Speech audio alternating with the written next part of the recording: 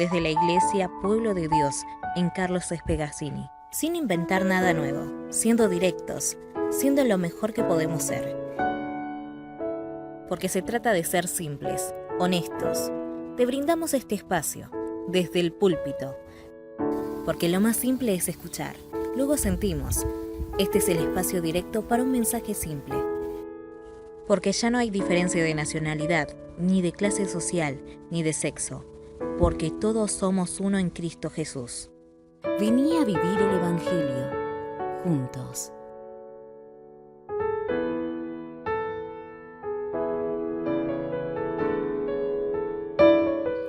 Buen día a todos los que nos ven por Facebook, ¿no? Que están en esta mañana mirándonos, y los que ven las repeticiones. Quiero que hoy sigamos con esta serie que tiene que ver con la segunda epístola de Timoteo, la segunda epístola a Timoteo del apóstol Pablo. Y hoy quería entrar con el versículo del 8 al 13, quería empezar con esta parte, capítulo 2, versículos 8 al 13. No dejes de recordar a Jesucristo, descendiente de David, levantado de entre los muertos. Este es mi evangelio, por el que sufro al extremo de llevar cadenas como un criminal. Pero la palabra de Dios no está encadenada, así que todo lo soporto por el bien de los elegidos, para que también ellos alcancen la gloriosa y eterna salvación que tenemos en Cristo Jesús. Este mensaje es digno de crédito. Si morimos con Él, también viviremos con Él.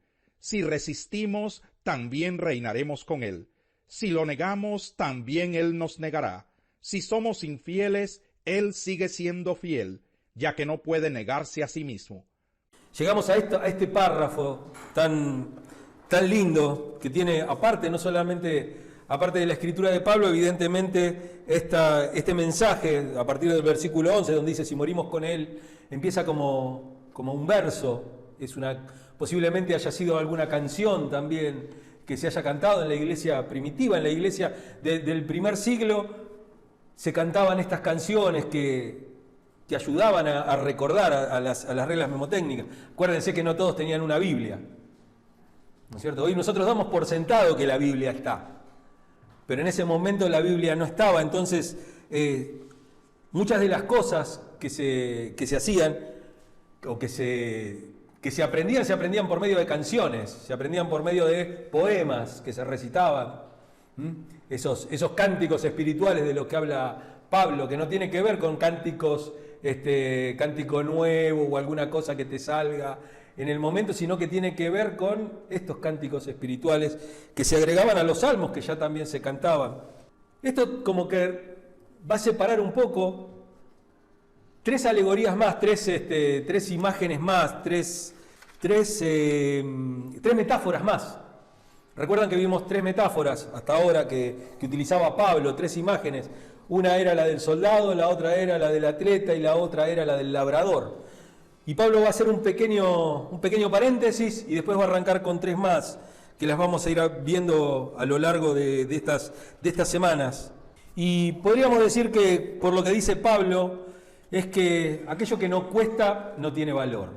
Aquello que nada es fácil si tiene valor. Si uno quiere algo que tenga valor, no va a ser fácil conseguirlo. Ningún soldado, ningún atleta, ningún labrador espera resultados sin trabajo o sin sufrimiento. Y quiero que nos detengamos en la palabra sufrimiento, porque sufrir no tiene que ver con el sufrimiento de me flagelo o ser un paria por la vida, o ser un tipo que está siempre en la peor, siempre está, no, lo que pasa es que aquí estoy con el Señor y sufriendo y padeciendo por el Señor. No se trata de eso. Los padecimientos y los sufrimientos tienen que ver con esto que dice Pablo, de sufrir penalidades por Cristo. ¿Y qué son esas penalidades? Es dejar de hacer cosas o de dejar de hacer cosas que a nosotros nos gustaría hacer para ponernos al servicio de Cristo.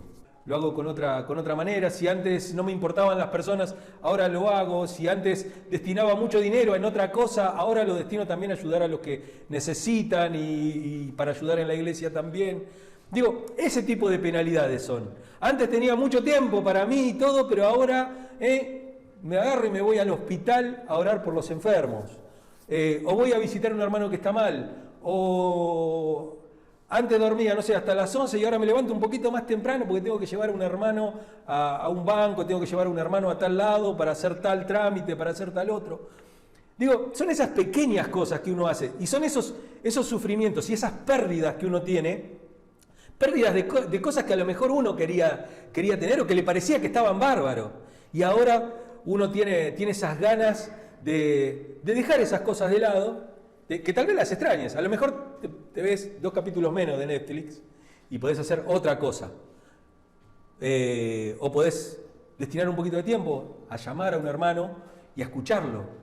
Entonces, de eso se tratan las pérdidas, de eso se tratan los sufrimientos. Son cosas muy, pero muy puntuales y son cosas muy, pero muy prácticas. Acá no se habla de tortura espiritual ni ninguna de esas cosas. Acá es como veíamos, tenemos paz. Paz, una paz infinita. Y como dice ese himno, que solo pueden experimentar los que son amados por Dios y los que aman a Dios y los que se ponen a su servicio. Digo, a veces son pequeñas cosas. Son pequeñas cosas. Uno sufre pérdidas. Me hace acordar mucho a Hebreos cuando dice, quítense de encima el pecado, todo el peso que les dificulte correr y el pecado. Hay cosas que no son pecado y que son lastre para nosotros, que nos cuesta llevar a cargo. Es mucho más difícil a veces tener un ministerio, trabajar o poder... no hace falta que uno tenga un ministerio en la iglesia que sea nombrado algo para hacer algo. Todos somos ministros de la palabra, todos somos ministros del evangelio, todos tenemos esa obligación de predicar. Todos tenemos esa obligación, no simplemente, no tiene que ver solamente con el pastor, ¿no es cierto? Que es el que... No, lo que pasa es que el pastor tiene los programitas y tiene esto y tiene el otro y hace y entonces... Y aparece la carita del pastor nada más. No solamente uno le pone cara a la palabra, sino que todos tienen que hacer esas cosas y tienen que estar ahí presentes. Y Pablo sigue con el mismo tema, con este tema de los sufrimientos, de los padecimientos, de estas pérdidas que tenemos que sufrir, pero hablando de esas 3 metáforas, ahora nos va a hacer 3 experiencias de vida, nos va a hablar sobre 3 experiencias de vida en estos versículos. Primero, la experiencia de vida de Cristo, en el versículo 8, después la experiencia de vida propia, la que él había vivido en los versículos 9 y 10, y finalmente la de todos los creyentes en Cristo del versículo 11 al 13. Así que vamos a empezar con la experiencia de Cristo en el versículo 2.8. Yo pensaba en esto, ¿no? Cuando estaba preparando el mensaje, pensaba en este versículo, ¿no? No dejes de recordar a Jesucristo. No dejes de recordar a Jesucristo. Y es hasta grave, primer siglo, una carta más o menos años 60, 70, por ahí, del primer siglo, hacía menos de 30 años que Cristo había muerto y resucitado, hacía menos de 30 años que se estaba predicando el mensaje, y ya Pablo tiene que decirle, mirá, ustedes se tienen que acordar de Cristo, recuerden a Cristo, recuerden de Cristo, no dejen de recordar a Cristo. No dejemos de recordar el Evangelio, no dejemos de recordar lo que Cristo hizo. Y parece tan grave que pasado tan poco tiempo tenga que recordarlo y que hoy también tengamos que recordarlo. Porque Jesucristo está escondido atrás de un montón de otras cosas que la iglesia predica. La iglesia predica, ponen en un cartel enorme, Jesucristo es el Señor. Pero después es, pare de sufrir. Y lo que me dice Pablo acá es, sufre penalidades tomando el ejemplo de Cristo. Tomen el ejemplo de Cristo. No se olviden de Jesús. No se olviden cómo fue la vida de Jesús. Y entonces nosotros escuchamos que, por ejemplo, que Jesús era un gran carpintero y que tenía una carpintería enorme y que era un tipo que tenía muchísimo dinero, que tenía un vestido que era de una sola costura, entonces era como tener un Armani hoy. Esas cosas y que Pedro tenía embarcaciones y que tenía poco menos que pescarmona era, ¿no? Era todas esas cosas ridículas, ¿no es cierto? Que todos los que estaban en la iglesia tenían dinero, que todos eran así. Y dice, no se olviden de Jesucristo, no se olviden de los padecimientos de Jesús.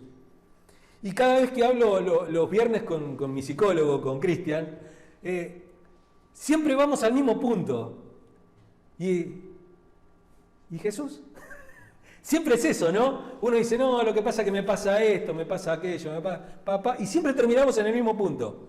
Siempre, y los dos como con la misma idea, ¿no? Se ve que es algo medio pastoral también, que uno tiene, ¿no? Dice, ¿y Jesús? ¿No tomaste en cuenta a Jesús? ¿No le pasó esto a Jesús? ¿No estás padeciendo las mismas cosas que le pasaron a él? Y él era Jesús. Y nosotros no lo somos. ¿Y no te diste cuenta de eso? Y uno dice, no, lo que pasa es que no sé, no le puedo encontrar la vuelta a ciertas cosas. Y dice, ¿no le pasó a Jesús? ¿No es lo mismo? Por eso Pablo tiene que recordarle, no te olvides de Jesús, acuérdense de Jesús, acuérdense de su ministerio. Veamos el Salmo 106:13, porque tiene que ver con Cristo. Salmo 106, versículo 13. Pero muy pronto olvidaron sus acciones y no esperaron a conocer sus planes. Esto hablaba de la gente que había estado en el desierto, de los judíos que habían salido en el Éxodo. Hablaba de cuando habían salido de Egipto. Muy pronto se habían olvidado de lo que Dios había hecho. Y esto pasaba exactamente en la iglesia primitiva. Ya muy pronto se habían olvidado de Jesús, se habían olvidado de todo lo que Él había hecho. Por eso Él, para evitar esto, lo que nos hace es la cena del Señor. La cena del Señor es una forma de evitar que nos olvidemos del sacrificio de Cristo, de que Él resucitó y de que Él va a volver. Son esas tres cosas que nos hacen recordar, y también la comunión que tenemos unos a otros, con otros. De esta comunión fraterna, estrecha, pero muy de llevar las cosas. Uno con sus amigos a veces no puede hablar ciertas cosas, pero con un hermano sí se pueden hablar. Entonces, ¿qué mejor que recordarnos unos a otros? ¿Y no te le pasó a Jesús? ¿Y no te acordás de Jesús? ¿Y no leíste en tal lado? Como decía Jesús, Jesús empezó a caminar al lado de sus discípulos y les empezó a predicar desde la ley, los salmos, los profetas y todo. Empezó a explicarles dónde estaba Él en ese lugar. Les empezó a explicar, les explicaba, ¿ves esto que dice este salmo? Se refiere a mí.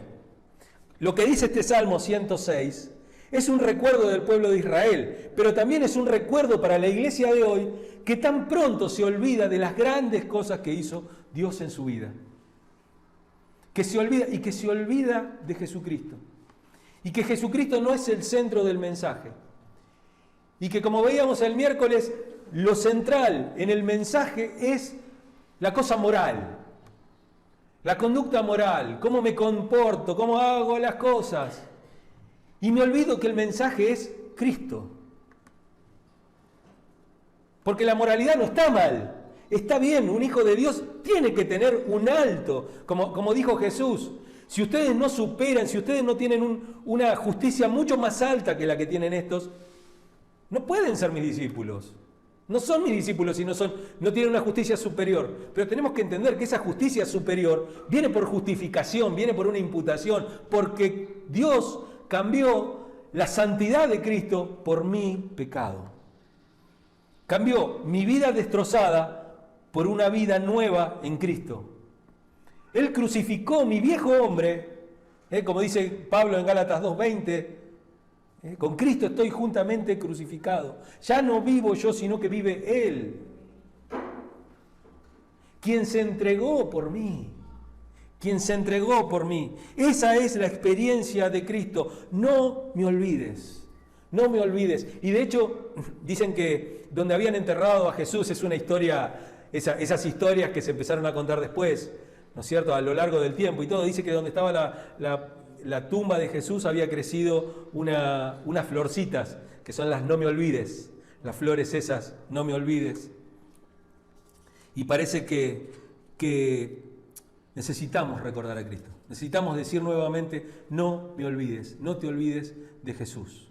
No te olvides de Jesús. No te olvides de lo que Él puso y de lo que Él dio. Porque la iglesia está más centrada en el tema de los debates de teológicos, de los asuntos humanos, disputas internas adentro de la iglesia, y se olvida que la iglesia es de Cristo. Y que nos pertenece la iglesia, pero nos pertenece porque le pertenece a Jesucristo, y nosotros somos herederos y coherederos con Cristo de todas las cosas, y de la iglesia también. ¿Por qué tenemos que recordar a Jesucristo? Y esencialmente tenemos que recordarlo porque Él es el Evangelio. El Evangelio habla sobre Él, se trata de Él, cuenta su vida, cuenta lo que Él hizo, y eso es el Evangelio. No hay otra cosa que sea el Evangelio. El Evangelio no es otra cosa, es eso. Todo se centra en Jesucristo. Cuando Lutero comenzó con la traducción de la Biblia del alemán del latín al alemán, él dijo, lo que hay que hacer con la predicación es que todo el Antiguo Testamento, linkearlo, no lo dijo así, linkearlo es una palabra muy, muy nueva, pero eso es lo que decía, hay que unirlo, hay que poner un hilo un hilo rojo que atraviese toda la Biblia y que nos hable de Jesucristo. Yo tenía un libro que lo regalé después, que se llamaba El Verbo Encarnado. Y hablaba de todo Jesucristo en el Antiguo Testamento, de todas las partes donde aparecía Cristo. Uno tiene que encontrar a Cristo en el Antiguo Testamento, uno tiene que encontrarlo en los Salmos, uno lo tiene que encontrar en las profecías, porque todo tiene que ver con Cristo.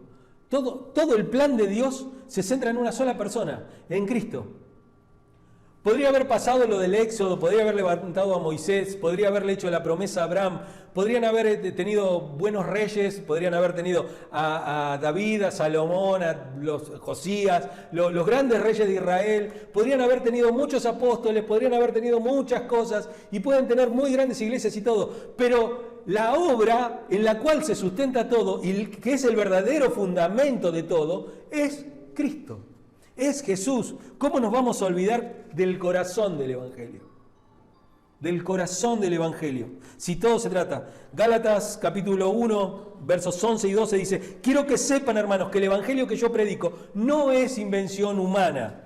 No lo recibí ni aprendí de ningún ser humano, sino que me llegó por revelación de Jesucristo. De Jesucristo y sobre Jesucristo. Jesucristo se lo contó, Jesucristo se lo explicó, pero también ese evangelio y ese mensaje tenía que ver con su vida, con lo que él había hecho. Pablo no había vivido lo que en la época de Jesucristo, no había vivido lo que él había hecho, no fue testigo de ningún milagro, de ninguna cosa. Pablo no estaba en el Sermón del Monte, Pablo no estaba cuando multiplicaba los panes, ni Pablo no estaba cuando sanaba paralíticos o le daba vista a los ciegos. No estaba Pablo en eso.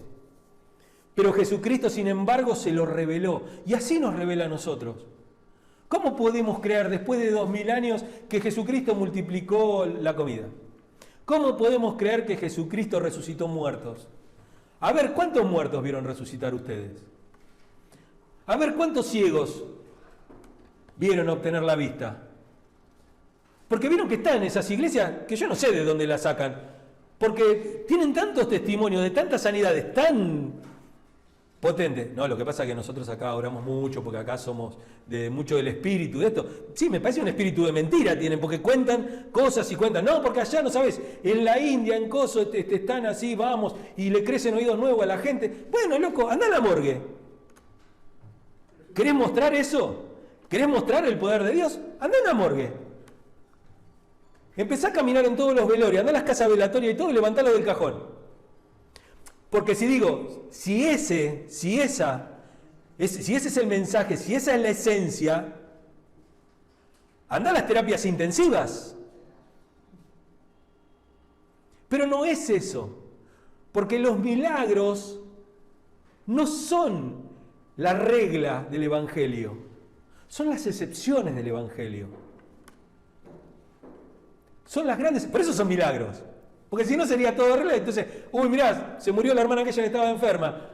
Uy, mirá, es un milagro que se haya muerto, porque acá no se muere nadie, acá no se enferma nadie, acá nunca nadie se queda sin trabajo, acá nunca a nadie le falta nada, acá estamos todos bien. Tenemos todos nuestros hijos, son preciosos, hermosos, nos tratan re bien, se portan re bien, no se llevan ninguna materia, son espectaculares. Mi nuera me adora, mi yerno me adora, mi suegra es espectacular, mi suegro es divino. Entonces, bueno, esa no es la constante de nuestra vida, pero digo, esto es un chiste, digo, pero digo, las relaciones son difíciles, la salud es difícil de mantener, la vida es muy difícil de llevar adelante. Digo, entonces, ¿el Evangelio qué es? El Evangelio es la paz de Cristo en mi corazón. Entender eso, entender que esto se trata de Jesús. Como dice Pablo, esto le fue dado por depósito, en el versículo 1.12 de 2 de Timoteo lo dice, ¿no? Guarda el buen depósito, guarda esto. Y él habla, acordarse de Jesucristo conforme a mi Evangelio. Este apoderamiento nuestro, de tomar el Evangelio como algo nuestro. Este es mi Evangelio. Tiene que ser recordado como resucitado de los muertos y del linaje de David. Y por eso tenemos que meditar en estas dos cosas. En que era resucitado de los muertos y del linaje evangélico. Del linaje de David, porque esto habla no solamente del nacimiento, la muerte y la resurrección y la ascensión de Cristo. Son 4 cosas fundamentales en la vida de Jesucristo: el nacimiento, la muerte, la resurrección y la ascensión de Jesucristo, porque nos recuerdan la parte humana de Jesucristo, el nacimiento de Cristo, lo que Cristo hizo. La muerte de Cristo habla de su humanidad. Dios no puede morir, sin embargo Cristo muere. Y nos habla de esa parte humana de Jesucristo. Pero cuando habla de la resurrección, cuando dice las palabras, levantado, resucitado de los muertos, ahí nos habla de la divinidad de Cristo. Cristo no puede seguir muerto porque la muerte no puede retenerlo. No pudo retener a Cristo la muerte. Por eso Pablo va a decir después, oh, ¿dónde está, sepulcro, tu victoria? Oh, muerte, tu aguijón. ¿Dónde están? Si Cristo resucitó. Y esa es nuestra esperanza. Cristo es en nosotros esperanza de gloria. Pero según el Espíritu, en Romanos 1.4 dice, pero que según el Espíritu de Santidad fue designado, declarado, con poder Hijo de Dios por la resurrección. Él es Jesucristo nuestro Señor. Él fue levantado. Y en segundo lugar, su obra, la obra que hizo Cristo, del linaje de David.